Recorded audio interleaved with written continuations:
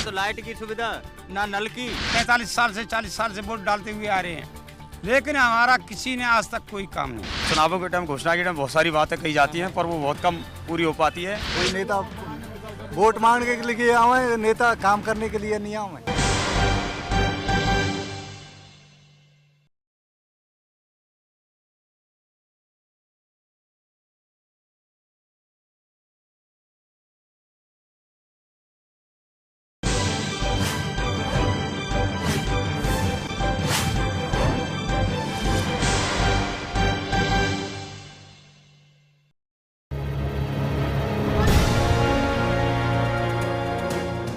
घेरदार पहाड़ियां, घुमावदार मोड़ और यहीं से शुरू होता है दस्यु और राजनेताओं का गठजोड़।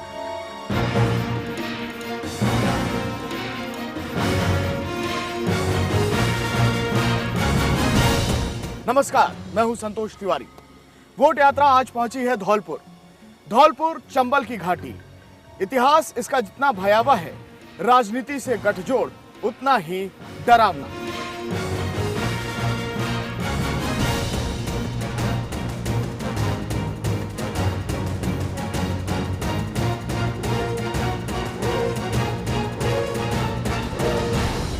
जी हां, आज चुनाव अगर होते हैं धौलपुर में तो किस तरह से समीकरण बनते हैं यह समझना ज्यादा मुश्किल नहीं है।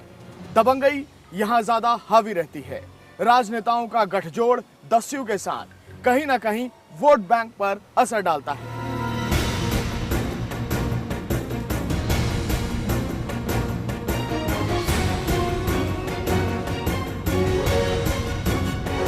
तो चलिए आज चंबल की घाटी धौलपुर से वोट यात्रा की शुरुआत करते हैं। राजनीतिक समीकरणों को तो समझेंगे ही, साथ ही धौलपुर के विकास की भी बात आपको बताएंगे। आइए मेरे साथ।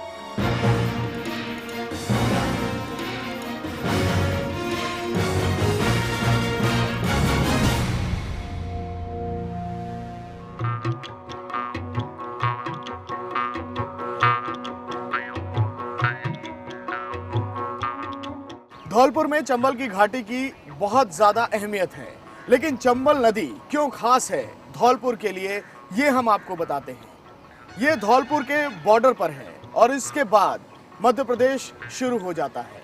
यानी ये चंबल नदी जो इस वक्त आप देख रहे हैं, धौलपुर से मध्य प्रदेश को जोड़ती है। धौलपुर से 50 किलोमीटर की दूरी पर आगरा है और 50 किलोमीटर की दूरी पर मध्य प्रदेश का ग्वालियर। चंबल नदी की अहमियत हम इसी से समझ सकते हैं क्योंकि इस पर निर्भर थे कई ग्रामीण। जी हाँ, यहाँ मुख्य कारोबार बजरी का रहता था और मजदूरी करने के लिए करीब 5 से 7 हजार की संख्या में ग्रामीण बजरी ढोने के लिए यहाँ पहुँचते थे। लेकिन जब से ये मगरमच्छ और घड़ियाल सेंचुरी बनी, सरकार ने इस पर रोक लगा दी। अब यहाँ बजरी का काम नहीं होता। बेरोजगारी और रोजगार की कमी की वजह से धौलपुर से पलायन भी हो रहा है।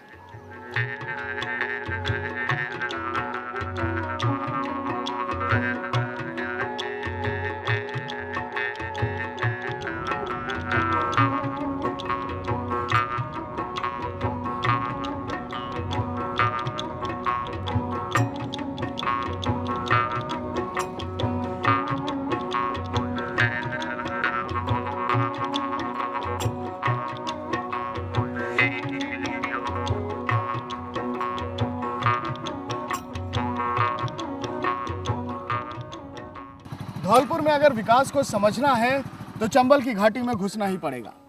आइए आपको लिए चलते हैं वोट यात्रा में राजगढ़। राजगढ़ चंबल का एक ऐसा गांव जहां आज़ादी के बाद से सड़क बनी ही नहीं।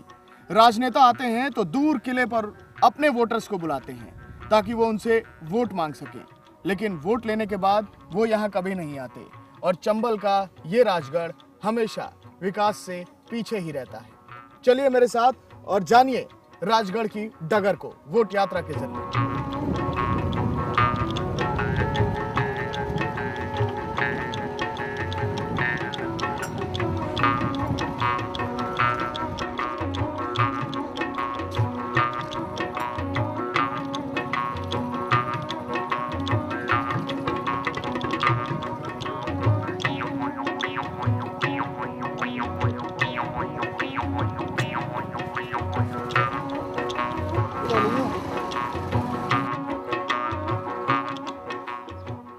धौलपुर शहर को छोड़कर करीब 7 से 8 किलोमीटर की दूरी और बहुत ही मुश्किल भरी ये दूरी, और राजगढ़ गांव में इस वक्त हम मौजूद हैं और विकास की हकीकत ये तस्वीरें बता रही हैं। मेरे शब्द कम पड़ जाएंगे।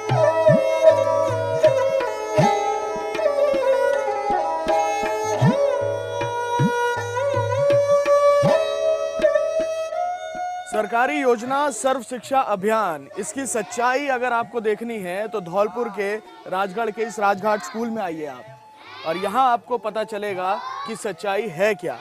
जरा एक बार इस मेन्यू पर भी नजर डालिए। ये यहाँ का MDM मेन्यू है, यानी mid day meal. Mid day meal से बिहार में क्या त्रासदी हुई थी ये किसी से छुपी नहीं है। UP, Rajasthan, Madhya Pradesh mid day मील में किस तरह की गड़बड़ियाँ होती हैं, लेकिन जरा इसके मेन्यू को देखिए आप।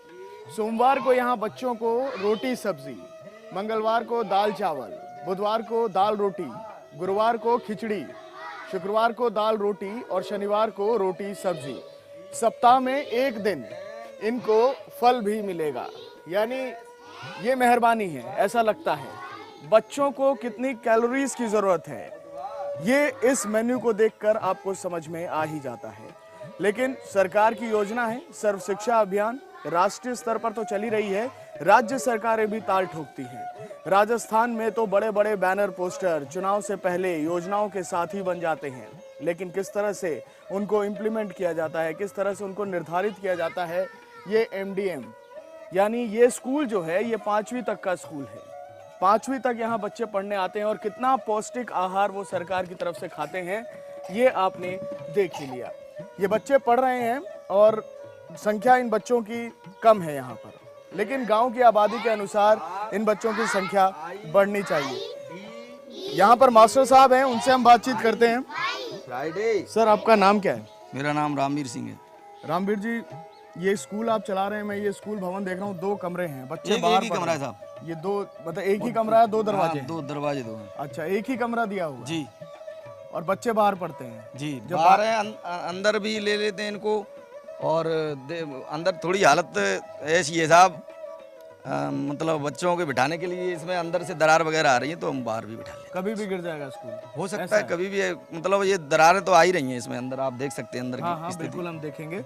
ये बताइए कि यहाँ पर जो बच्चे पढ़ते हैं इनका राशन वगैरह कहाँ से आता है खाने का? ये राशन तो साहब जिला परिषद की ओर से आता है। अपन को यहाँ पर इतनी वो सुविधा नहीं है, हमको जो ट्रैक्टर वाले आते हैं पोसार देने के लिए, तो सड़क पर ही उतारना पड़ता है साहब, और वहाँ से लेकर के यहाँ तक पैदल या मोटरसाइकिल से मतलब अपन को लाना पड़ता है। तो ये भी दिक्कत है, क्योंकि रास्ते की समस्या यहाँ पर रास्ता नहीं है, सबसे बड़ी बात ये है। और जो गांव के बाहर वो वहाँ तक कोई आ भी सकते हैं ट्रैक्टर वगैरह, तो स्कूल तक तो कोई रास्ता ही नहीं, आप देख सकते हैं यहाँ पर बहुत हालत खराब है। उसी रास्ते से मैं भी इसी राजघाट स्कूल में आया हूँ। ये मिड डे मील बना रहे हैं आप? जी, ये मिड डे मील है, ये मिड डे मील बन रहा है। तस्वीरें देखिए किस तरह से यहाँ पर मिड डे मील बन रहा है। हालांकि दावे किस तरह से होते हैं यहाँ पर, दावे कहे जाते हैं कि अच्छी होगी, किचन के लिए जगह ही नहीं है तो क्या करें? किचन के लिए जगह नहीं है, और मिड डे मील यहीं पर बनता है। कहानियां मिड डे मील की, सच्चाई क्या है मिड डे मील की, ये तब अब जो है उजागर साफ हो रही है। सर, ये बताइए कि कितने टीचर हैं यहाँ पर? यहाँ पर 2 टीचर हैं। 2 टीचर हैं जी। और तनख्वाह उनका समय पर मिल जाती है? हाँ, मिल जाती है, समय पर तनख्वाह मिल जाती है। चलिए, आपके लिए अच्छा है, लेकिन इन बच्चों की हालत में देख रहा हूँ खस्ता होती जा रही है दिन पर दिन। जी। ये 5वीं तक का स्कूल है जी।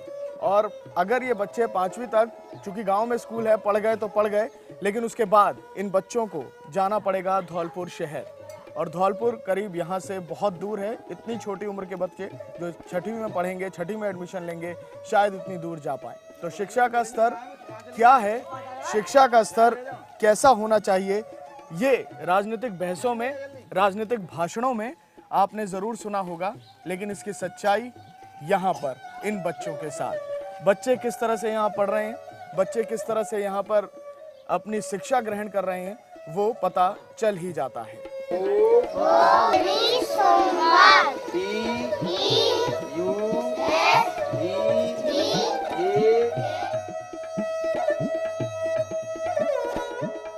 तो चंबल की घाटी में गांव किस तरह विकसित हैं और चुनाव के वक्त इनसे क्या-क्या उम्मीदें की जाती हैं, आइए जानते हैं। पहले तो साजा को उम्मीदवार आवत हुई ना ने वोट मांगे भी। अच्छा, आओ तो मैं जेता दे आऊ या मन दे आऊ। हाँ। हुकू आऊ जाए तो वोट मांग के फिर कोई पूछे तो ना खेत में गई। ना तो लाइट की सुविधा, ना नल की देखने में, और बच्चों की देख लो, स्कूल की तरफ ढूंढ लो, कहीं पे भी चले जाओ, कोई सुनवाई नहीं करते है। मेरी उम्र कम से कम 50 के करीब होगी। आज तक 45 साल से 40 साल से वोट डालते हुए आ रहे हैं, लेकिन हमारा किसी ने आज तक कोई काम नहीं किया। और रास्ता देखिए, गांव का कोई रास्ता नहीं है, पानी के लिए कोई व्यवस्था नहीं है, स्कूल टूटा फूटा है जिसमें छोटे छोटे बच्चे पढ़ते हैं 35-40 करीब।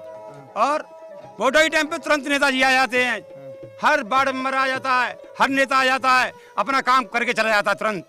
लेकिन दोबारा उनको देखने में हम कभी दोबारा शक्ल देखा ही नहीं उनको हमने आज तक, तो वो कैसे होती है। इलाज के लिए साहब रात में मर जाए कोई, कुछ भी हो जाए तो पैदल ले जाते हैं खटिया पे रखकर धौलपुर, तब साहब कोई रास्ते बारिश हो गई तो साहब वो भी नहीं जा सकते हम, भले ही मर जाए मरीज हमारा। रेती इस वो बंद हो गई, कोई रोजगार नहीं है, कोई लकड़ी पकड़ी बेच के और लग जाता है, कोई रोजगार नहीं है। कोई बाहर जाता है, कोई गुजरात जाता है, कोई कहीं जाता है, कोई रोजगार नहीं है, ना कोई रास्ता ना पानी, यहाँ कोई वो नहीं। राहुल गांधी, नरेंद्र मोदी, इन सबको जानते पहचानते हैं आप लोग? हम नहीं पहचानते हैं? कौन है नरेंद्र मोदी? हमको नहीं मालूम। राहुल गांधी कौन है? इतना हम नहीं जानते, इतना पढ़े लिखे नहीं है, सही बताओ। यही सच्चाई है यहाँ पर। वोट यात्रा में हकीकत अगर जाननी है तो ये नौजवान हैं जिनके भविष्य की लड़ाई लड़ी जाती है, दिल्ली से लेकर गुजरात से लेकर राजस्थान तक। लेकिन कौन लड़ता है इनकी लड़ाई, इनको वो नहीं पहचानते। लेकिन आप जानते हैं भाषणों में किस तरह के दावे किए जाते हैं। वोट यात्रा में राजनीतियों को यहाँ पर आना होगा, राजनीतिज्ञों को समझना होगा यहाँ आके कि एसी कमरे से बैठकर घोषणाएं जो होती हैं, जमीन पर उनका क्या हश्र होता है।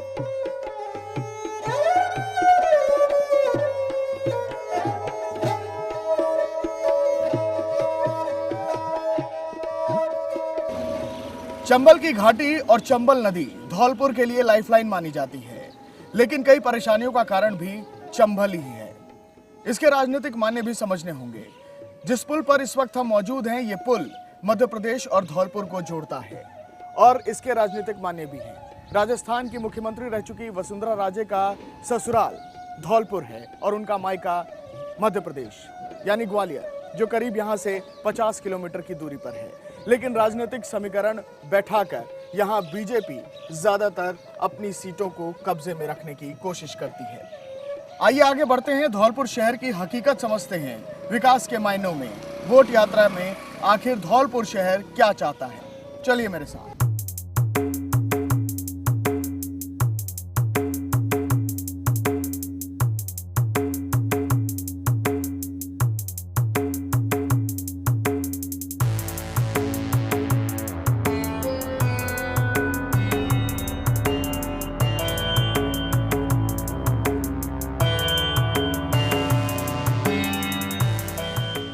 अब हम पहुंच गए हैं धौलपुर के हृदय नगर बाजार में। आइए जानते हैं इस वक्त चुनाव में हृदय नगर जो हार्ट ऑफ सिटी है, जो मेन बाजार है, वहां के लोग क्या चाहते हैं। विकास के मायने में जितना विकास होना चाहिए थे उतना नहीं है। यहाँ हॉस्पिटल तो खूब बड़ा है, जगह भी काफ़ी है, लेकिन देख रेख का अभाव है। जिन्हें कलेक्टर और एसडीएम वगैरह आते हैं हॉस्पिटल में, खाना पूरी कर जाते हैं, वैसे ही कोई कुछ नहीं करता। और यहाँ क्या करते हैं, कुत्ते वहाँ पे बैठे हुए हैं बेडों के अंदर और सब बैठे हुए हैं, कोई सुनवाई किसी की नहीं है। नया कलेक्टर आगा, नया ढोंस दे जाएगा, बच्चे हो जाएंगे, कुछ नहीं होता, सब महंगे हैं। डॉक्टर मिलते नहीं, सब नर्सिंग होम काम करते हैं सब। सर यहाँ की पढ़ाई का कुछ भी माहौल नहीं है। आप देख सकते हैं धौलपुर में एक ही पीजी कॉलेज है, वो भी स्टेशन के पीछे है, वहाँ गर्ल्स जाने से कतराती हैं। विकास की सबसे लास्ट जगह है साहब, लास्ट जगह सबसे लास्ट जीरो। क्यों? क्या विकास है, आप देख रहे हो धौलपुर में, आप भी हो तो क्या विकास देख रहे हो धौलपुर में? सड़कें देखो बहुत अच्छी हैं धौलपुर की, कोई आएगा कोई नाली में गिर रहा है, कोई कुछ हो रहा है, पेपर अखबारों में भी आ रहा है डेली। ओनली चुनाव के टाइम पे ये आते कहते तो सारे वादे करते, झूठे के हो जाए सारा काम, उसके बाद फिर कोई सुत्ती नहीं लेता, ना ही कोई आता है। 5 साल बाद फिर दिखते हुए नए नए चेहरे। अच्छा कैंडिडेट खड़ा कर सकते हैं, अब वो जो बेकार निकल जाए क्या करें फिर उसका।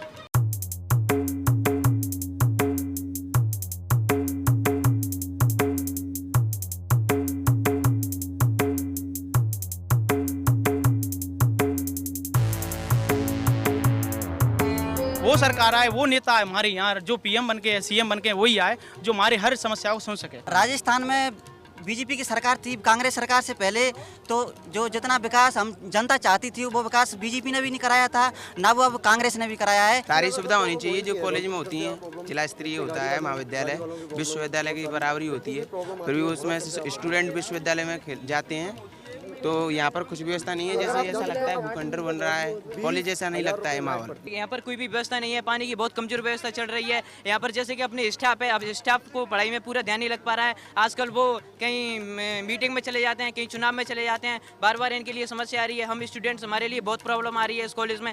जैसा कि देखा जा रहा है लड़कियों के लिए कोई व्यवस्था नहीं है। एक अलग से कन्या महाविद्यालय का अभी उन्होंने बोल दिया है कि बनवाया जाएगा, लेकिन अभी तक उसके लिए कोई व्यवस्था नहीं की गई। सुरक्षा के लिए कुछ नहीं है यहाँ पर। जब लड़कियाँ के लिए आती हैं तो लड़के करते हैं हु आए क्या ये, ऐसे कोई कॉलेज में पढ़ाई होती है, उनका डिस्टर्बेंस, आधा डिस्टर्बेंस इससे ही हो जाता है। को लड़की से कह दिया क्या कर रही है, कहाँ जा रही है, कैसे है, क्या है, तेरा नाम क्या है।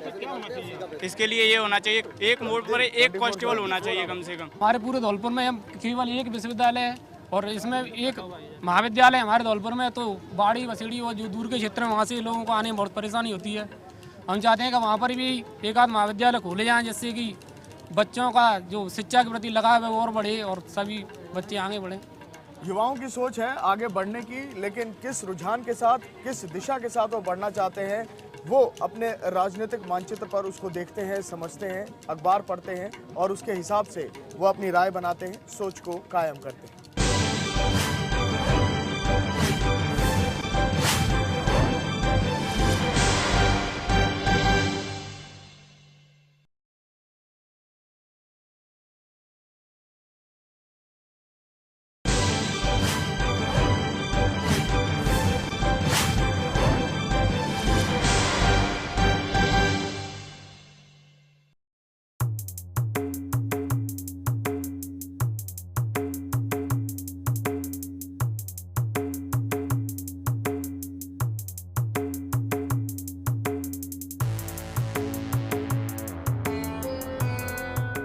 धौलपुर से आगे बढ़कर ब्रज मेवात में अब बोट यात्रा पहुंच गई है करौली। करौली में ठीक मेरे पीछे आप देख रहे हैं भंवर विलास पैलेस। जी हाँ, ये करौली की जान, करौली की पहचान और इतिहास में इसका बड़ा नाम भी है। लेकिन अब ये हेरिटेज होटल बन गया है और इसके साथ ही राजघराने का परिवार आधे महल में निवास करता है। राजघराने की बहू करौली जिले में, करौली शहर में एमएलए है, विधायक है बीजेपी कोटे से। अगर हम करौली विधानसभा क्षेत्रों की बात करें तो 4 विधानसभा सीटें हैं करौली में, लेकिन इस शहर की हकीकत को भी समझना होगा। यहाँ रोजगार के साधन कम हैं, व्यापारिक प्रतिष्ठान कम हैं, उद्योग क्षेत्र की संभावनाएं यहाँ से करीब 30 किलोमीटर दूर जो करौली की सबसे बड़ी तहसील है हिंडौन, उसमें ज़्यादा नजर आती है। करौली शहर में कुछ खास नहीं है औद्योगिक क्षेत्र के मामले में। आइए आगे बढ़ते हैं और जानते हैं यहाँ के लोगों से कि यहाँ विकास की हकीकत क्या है, वोट यात्रा के जरिए।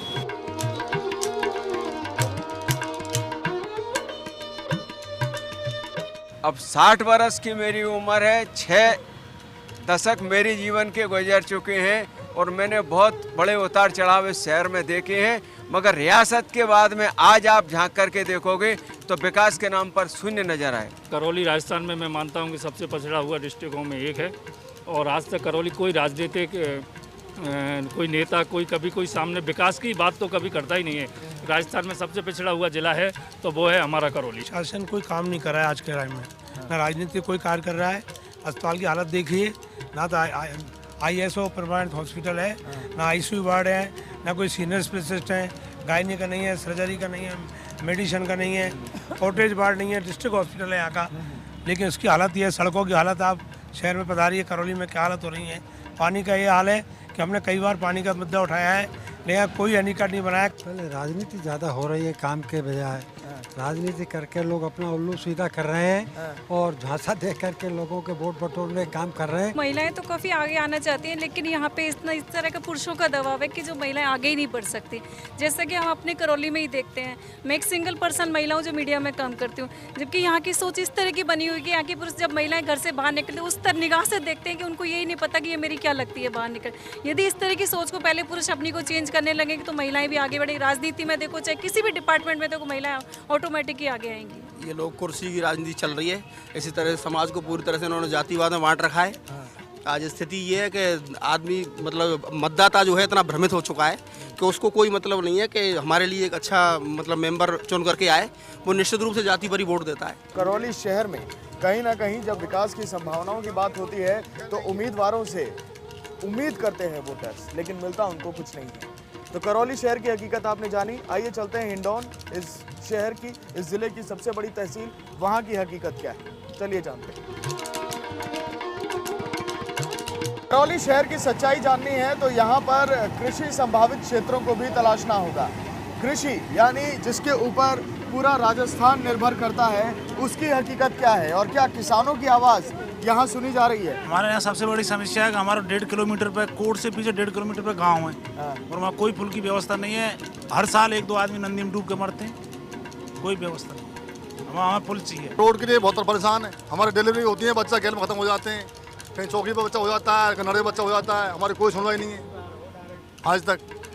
नेता आते हैं, रोड बनाएंगे, तुम्हारा काम करेंगे, बाद में कुछ नहीं करते हैं। कोई नेता वोट मांगने के लिए आवे, नेता काम करने के लिए नहीं आवे। इस संदर्भ में हम एक्शन से भी मिले हैं और क्षेत्रीय विधायक से भी मिले, कोई रेस्पॉन्स नहीं विकास के नाम पर। जहाँ कृषि की व्यवस्था की आप बात कर रहे हैं, तो अगर आज की डेट में बरसात हो जाए तो मेरे गांव का जो किसान है वो मंडी में सामान नहीं ला सकता। करौली शहर की भी स्थिति कुछ ज़्यादा ठीक नहीं है, लेकिन गांव की हकीकत तो इससे भी ज़्यादा भयावह है। लेकिन इस बार उम्मीदवार फिर इनके बीच होंगे, वोट मांगेंगे, वादा विकास का होगा।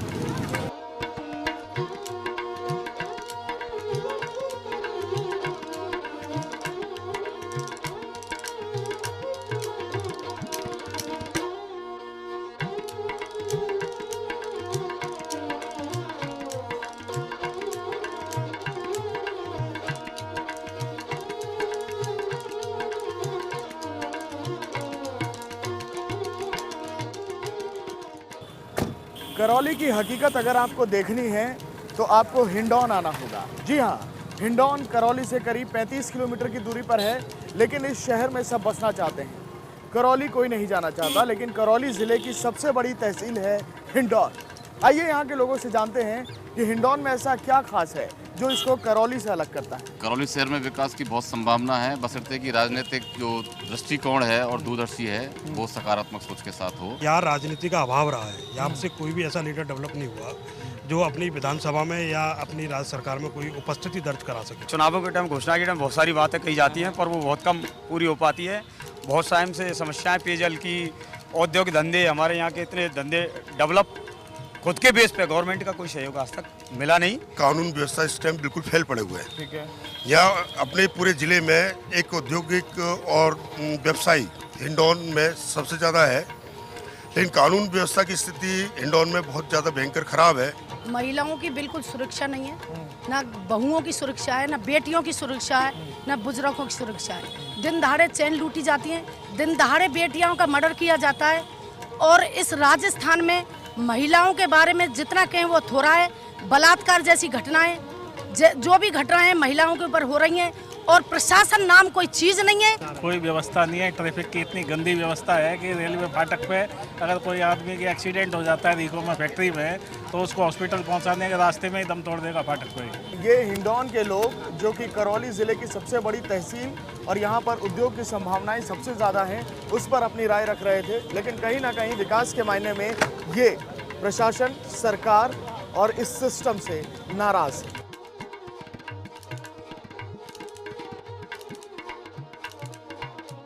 करौली जिले से करीब 35 किलोमीटर की दूरी पर है हिंडौन। यहाँ का औद्योगिक शहर है, लेकिन इस औद्योगिक शहर के बस स्टैंड पर आप एक नज़र डाल लीजिए।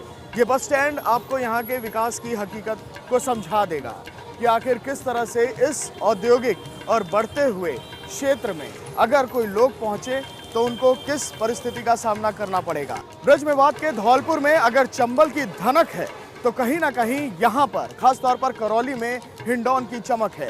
लेकिन इस चमक को बरकरार रखने के लिए बहुत मेहनत करने की ज़रूरत है।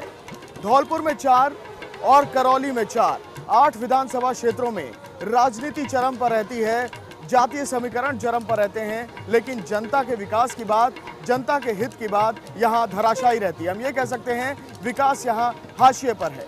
तो वोट यात्रा में इस कार्यक्रम में मेरे साथ फिलहाल इतना ही।